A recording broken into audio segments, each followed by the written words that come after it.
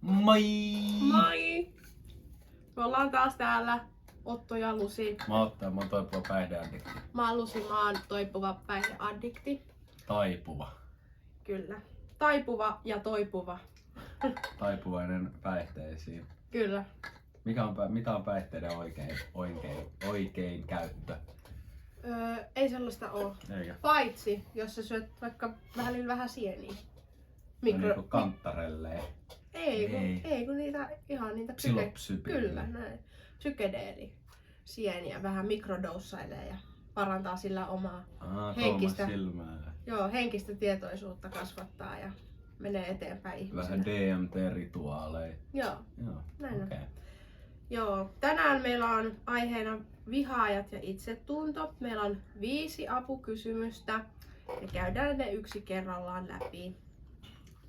Joo. Milloin viha osuu itsetuntoon ja miksi juuri silloin? Varmaan jos totuuteen osuu vihaajan kommentti, niin silloin se menee syvälle sieluun. Joo. Tuleeko sulle siitä niinku paha mieli?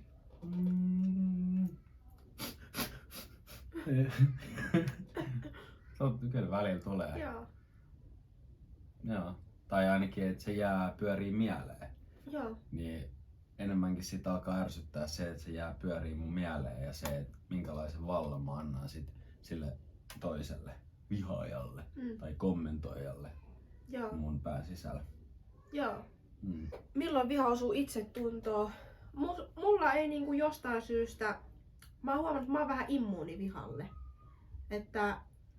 Koska mä tiedän itekin, että missä mä oon huono ja mitkä on semmosia ominaisuuksia, jotka ei oo niinku hirveän hyviä ja kivoja. Niin sit jos joku vihaaja niinku kommentoi sellaista asiaa, jonka mä tiedän jo, niin sit mä niinku oon vaan silleen, että kyllä mä niinku ton tiesin. Pystytkö niinku ounaa sun epävarmuudet niin huolelle? Joo. Mä oon ihan niinku tosi sujut mun hyviä ja huonoja puolien kanssa. Et sen takia, että jos joku ulkopuolinen ihminen, jota mä en edes tunne, niinku osoittaa niitä silleen, että oh my god, sussa tota vikaa. Niin sit mä oon silleen, että niin onkin. Miten sä voit olla noin hyvässä vaiheessa toi jutunkaan? Noin aikaisessa vaiheessa sun raittiutta. Oliko sulla silloin päihteiden käytön aikanakin hyvä itsetunto ja sun epävarmuuksien kanssa? No mä oon tehnyt tätä prosessia kumminkin 7 vuotta. Niin siinä kyllä pystynyt kehittyä. Mä en oo ollut raittiina 7 vuotta, mutta mä oon tehnyt tätä mun henkisen hyvinvoinnin kanssa ja henkisen kasvun kanssa töitä 7 vuotta. Okay. Niin se alkaa tuottaa hedelmää nyt tässä vaiheessa, kun on tehnyt semmoista pitkäjänteistä tekemistä niin kuin oma itsetunnon kanssa. No aika hyvä. Toi on todiste siitä, että jos se on jollain tavalla hanskas se päihteiden käyttö, niin kuin sulla on ollut, että sä oot pystynyt käydä duunissa ja tälleen, niin sit sä pystyt tehdä kuitenkin jonkinasteista henkistä kasvua samaan aikaan. Kyllä voi.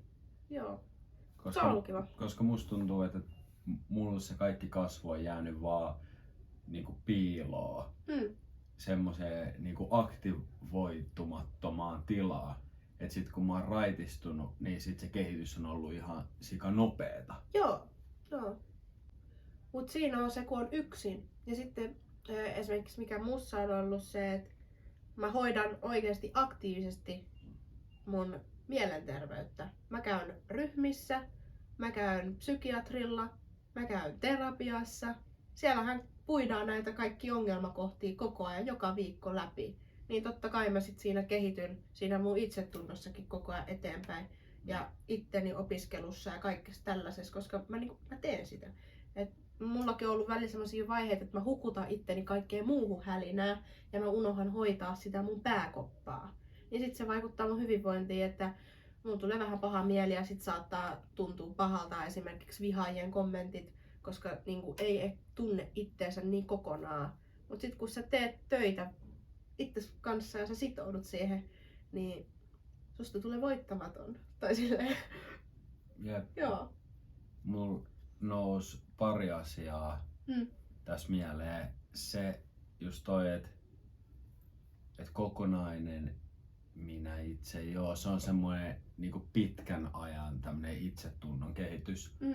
Mut sit voi olla ihan kausittaista tai päivässä semmosia hetkiä, jolloin sä oot vähän väsyneemmässä tilassa. Joo, Ja näin. silloin ne saattaa myös ne kommentit, kun sä katsot niitä, niin iskee kovempaa. Joo. Niin mä oon ottanut semmosen tavan, että mä menen lukee ne kommentit sit kun musta tuntuu siltä, että mä haluan lukea ne ja mä oon valmis, vaikka sieltä tulisi vähän jotain ei niin kivaa kommentteja. Joo. Ja sit mun on kiva niinku tykkäillä niistä, tiedät sä, kommentoida takas ja tälleen. Jep. Niin toinen juttu oli se, että sait sä mielenterveysapua silloin, kun sä käytit päihteitä? Kyllä mä sain. Mä oon tosi hyvä ilmaisen itteeni.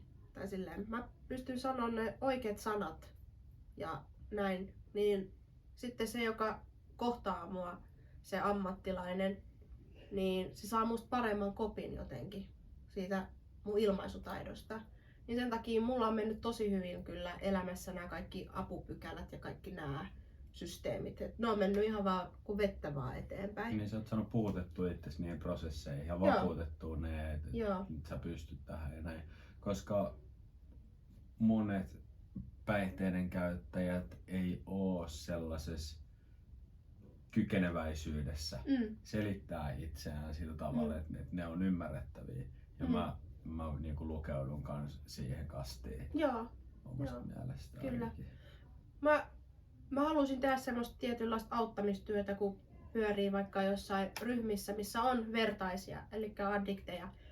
Että niin kun keskustelee niiden kanssa silleen, että nekin pystyisi tunnistaa itsessään ne ongelmakohdat, että ne pystyy sanottaa itseensä paremmin sit ammattilaisille, että ne saa paremmin sitä apua otettua vastaan ja kaikkea.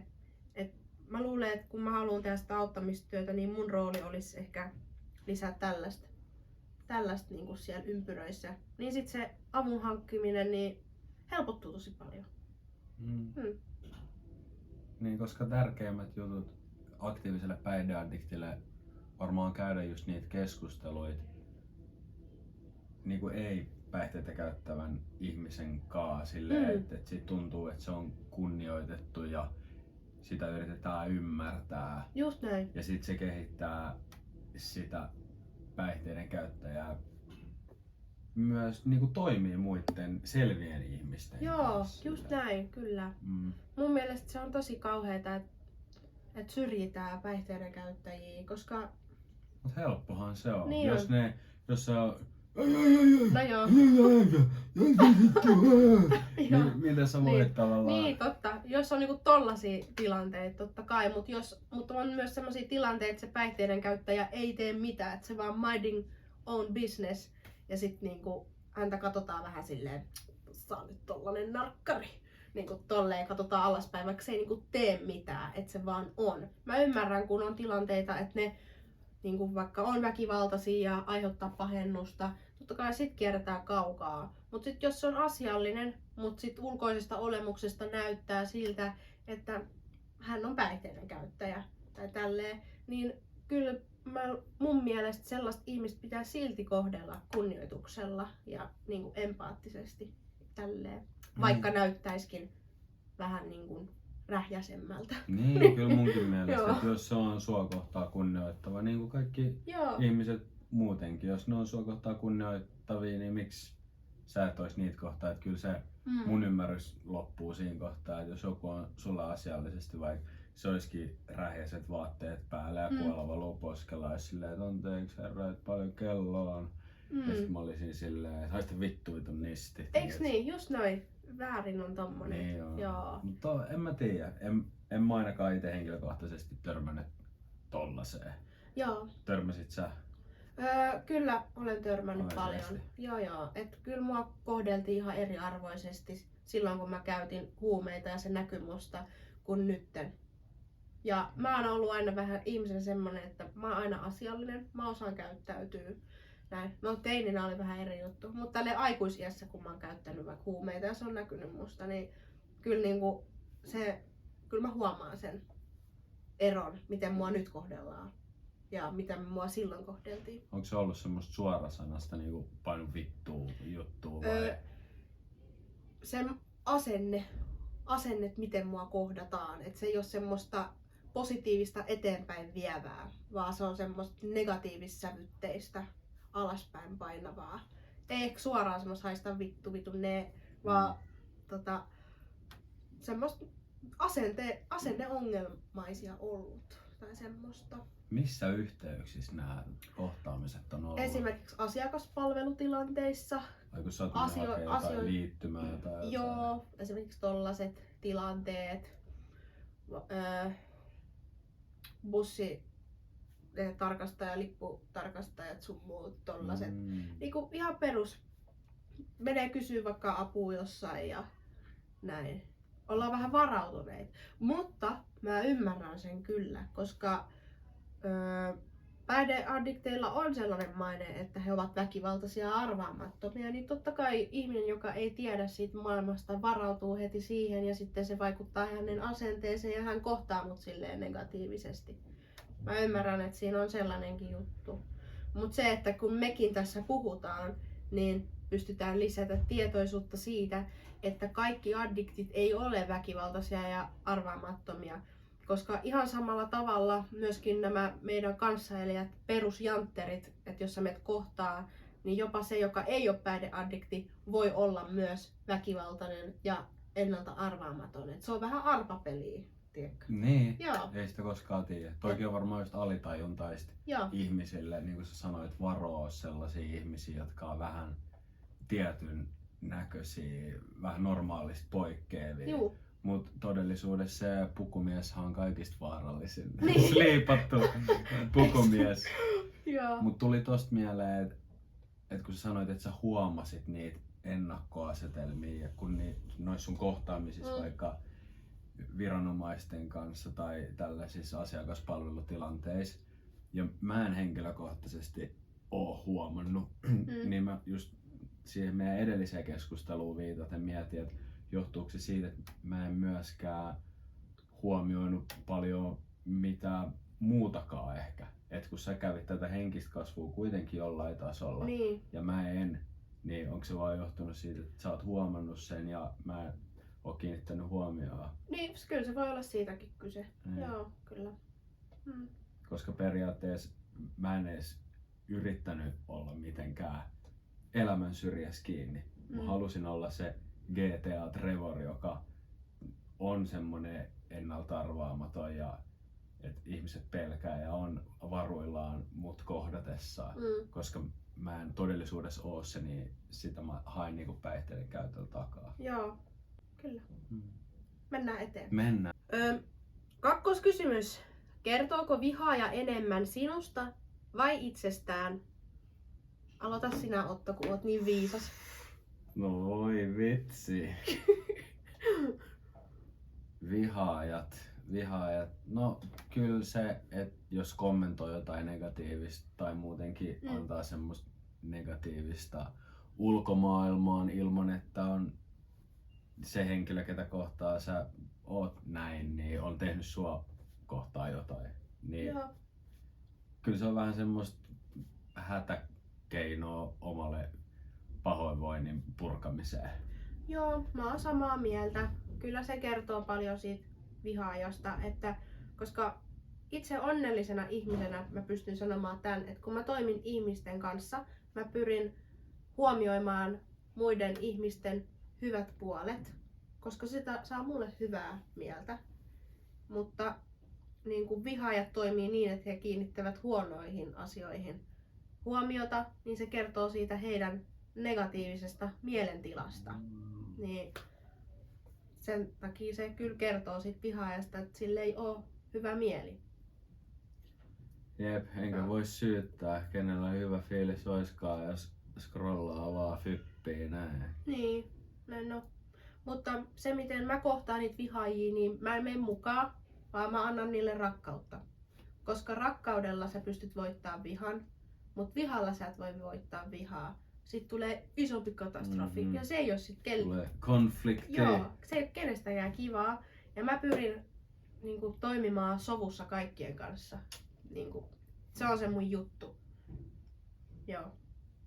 Aivan loistavaa. Kyllä. Kyllä, rakkaus voittaa aina. Niin, mä rakastan rakastaa. Myöskin niitä, jotka ei sitä niinku ansaitse. Silleen, ehkä näyttää sitä esimerkkiä. Rakkaudella viha loppuu. Joo. Ja tämän mä oon huomannut. Kyllä mä oon käännyttänyt monet mun vihaajat mun rakastajiksi sen takia, kun mä oon rakastanut heitä. Jep. Mut joo, toi oli aika simppeli kysymys, niin mennään vaan eteenpäin. Simppeli, mut vaikea Joo. toteuttaa. Niin. 3. Pitäisikö vahvan itsetunnon kestää kaikki vai onko rajoilla arvo? No, kyllä mä ainakin haluaisin ajatella, että mä voisin kestää kaiken. Että mä en hajoa mistään. Ja siihen ottaa osittain mun kokemus sieltä päihteiden käytöstä. Että jos mä selvisin siitäkin, niin miksi mä en vois selviä jostain tulevasta vastoinkäymisestä mun elämässä.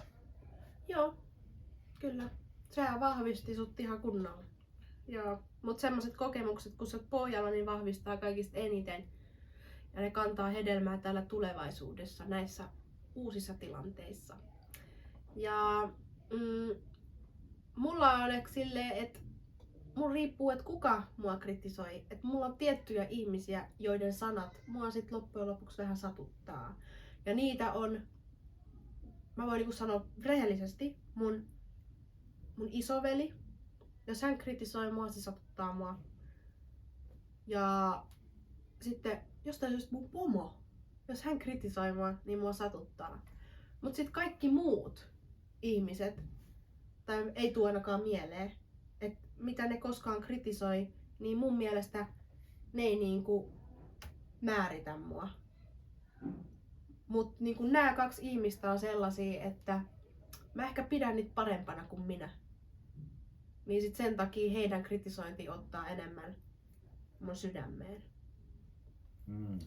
Lähteekö toi siitä arvostuksesta näitä ihmisiä kohtaan? Joo, kyllä. Mä arvostan heitä tosi paljon ja näin. Niin ehkä se on se, miksi heidän sanat sitten sattuu mua eniten. Joo. Kyllä mulkin mun perheen sattuu eniten.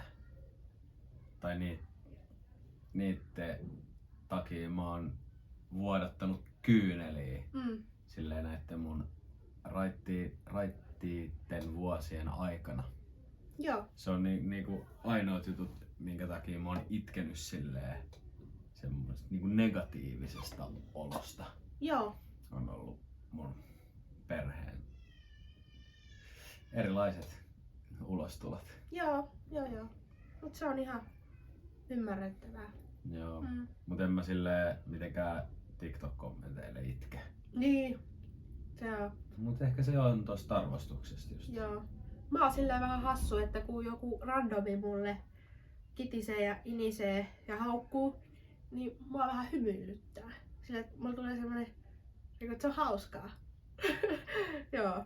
Se on hassu juttu, että miten mä niinku reagoisin silleen päinvastoin ehkä. Niin. Se on ollut hassu juttu huomata itsessään, mutta onneksi reagoin näin. Eihän se olisi kivaa, jos niinku itkettäis. Millä sä naurat siinä? Että saat sit reaktioon vai sille ihmiselle, että se on tyhmä? Ehkä sille, että se on tyhmä. Joo. Kyllä. Sillä, että se luulee, että se voi satuttaa. Ja se on ehkä musta hauskaa. Niin en tiedä. Mä oon siirtynyt siitä, että mä ajattelen, että se on tyhmä siihen, että se heittää läppää. Että se yrittää olla hauska. Koska se tuo meitä enemmän samalle viivalle. Joo. Mä en tiedä, mikä kyllä. toi kehitys on. Joo. Jep. Ja on se varmaan sit vihaajastakin vähän kivempaa, että reagoidaan silleen positiivisesti kuin negatiivisesti. Oikeesti. Kyllä mä luulen, että se voisi vähän olla. Tai sitten se provosoi sitä vielä enemmän ja silleen, että satuttaa sitä hirveästi. Mutta se ei ole koskaan mun tarkoitus ehkä niinku saada sille semmoista niinku huonoa oloa sille, että mä reagoin tälleen. Vaan mä haluan ehkä näyttää sille, että hei, että mä oon sun kaveri. Et vaikka sä haukut, että hei, että mä oon sun kaveri silti. Niin mä haluan ehkä näyttää sitä, että mä en halua sille pahaa oloa kuitenkaan, sille vihaajalle. Ei missään nimessä. Niin. Ei se ole loppujen lopuksi meistäkin, että miten ne sen loppujen lopuksi ottaa. Niin. Mulla tuli joku kommentti yhteen mun TikTok-videoon, että aikamoinen niinku ruudin keksiä, kun mä olin keksinyt jonkun hyvän tavan niinku kehittää itseänsä tälleen. Joo. Niin sit sen nimi oli joku anonyymi. Se oli joku Vesanakki Loiri. Niin sit mä kommentoin vaan siihen silleen nakki. Joo. Ja nauruhymiö. Koska se on silleen anonyymisti heittää tollaista juttua, niin se on pakko olla läppä. Joo. Näin on. Mennään eteenpäin. Mennään eteenpäin. Miksi itsevarma ja näkyvä ihminen herättää vihaa? Ihmiset näkee siinä oma epävarmuuden. Joo, kyllä. Kyllä se siitä on kyse. Ja sitten niinku, se triggeröi aina, jos joku on niin onnellinen. Mä oon huomannut, että se triggeröi ihmisiä. Eikö se triggeröi sua? Ei. Mun Eikö mielestä on... ikinä oo triggeröinyt? Ei kun joskus on. Kyllä mulla on ollut huono itsetunto joskus. Ja silleen, että jos joku on ollut tosi onnellinen ja säteilevää, niin sit se on niinku, mä oon niinku ottanut sit vähän itteeni silleen, Eikö sulla tuu tälleen ikinä, että jos sä kuulet jossain, että joku tuntematon ihminen nauraa, niin sit sulla tulee semmonen fiilis, teinköhän mä jotain väärää? Ei oikeastaan. Ei nykyään. Siis mulla toi on helpottanut Joo. tosi paljon, että nykyään mä voin olla silleen rehellisesti ainakin Niin. osittain iloinen, että hyvä juttu Sale tuolla kuulu näin. Mut ennen niin päihteiden käyttäjän oli semmonen tosi itsekeskeinen fiilis aina, että jos tolleen tapahtui, niin sit se oli ihan pakosti, että Et sulle nauretaan. mulle nauretaan Joo. ja vittu mun pitää olla valmiin nyt, tiiätsä. Perus. Vitsi se oli raskasta. No varmasti. Ja samalla lailla kun tiedät, käveli tälleen päihteiden käyttäjän kadulla ihmisten seassa, niin arvioi vaan mielessä, että jos toi hyökkäisi mun kimppuun, niin pärjäisikö mä sille? Joo. Pystyisikö mä hakkaa ton? No ton ehkä, ton. Silleen kaikista, skannaa kaikkia. Ihan Sairasta. Joo. Mut semmoista se on. Sellaista se on. Ei mun nykyään niinku oikein... Ei mua triggeröi muut ihmiset, että jos ne on iloisia. Oikeastaan mä oon iloisia, jos mä löydän jonkun toisen iloisen ihmisen. Niin sit mä voin olla iloinen sen kanssa yhdessä. Niin sehän on ihanaa. Se on parasta. Jep. Mut sillä, että onhan mullakin huonoja päiviä. Ja näin, mut sit nykyään ne huonot päivät ei edes tunnu niin huonolta. Mä oon jotenkin löytänyt semmosen ihmeen niinku... Mä oon purkanut sen koodin, miten sä voit olla onnellinen. Ja se on ollut tosi kiva juttu. Se on nyt ollut tässä niinku viimeiset pari vuotta nyt tää fiilis. Ja... Mut se on se, kun mä oon sitoutunut siihen oppimiseen. Mä oon sitoutunut niinku oppii itsestäni ja muista sen verran, että mulla on niinku helpompi elää. Mä oon iloinen sun puolesta. Kiitos. Mä aina mietin sitä tälleen, että mun paskin päivä raittiina on kuitenkin mun paras päivä päihteiden käyttäjänä. Joo. Jep. Kyllä tää raitiselämä on ihan parasta paskaa. Niin, se on Varsinkin tommosen niinku tollasen jälkeen, mitä on kokenut. Se on niin jännä juttu, että miten ne dopamiinitasot pystyy tasoittumaan ja kuinka kivaa se on, että sitä dopamiinia tulee pikkuhiljaa päivän varrella, pieniä annoksia, kun että ne rushit on tosi korkeita, sit crashit. Ja... Just noin, ja sit niinku, mitkä nää on? Kaikki kylmät suihkut ja sitten kun sä keskityt siihen, että sä teet niitä pitkän dopamiinin asioita. Treenaat, Just näin. syöt hyvin, Kyllä. nukut hyvin. Luet kirjaa, opiskelet, teet töitä, sä sitoudut siihen hyvinvointiin, niin sulla on hyvä olla. Mullakin on diagnooseja, ties kuinka paljon. Mä oon siis umpihullu, mutta kun mä elän tällaista elämää, niin mä pärjään ja mä oon onnellinen. Gang shit. Gang gang. Gang gang. Joo, mikä seuraava? Toi tyhjennettiin kassa. Ding ding ding. Niin. Jep. Viimeinen kysymys.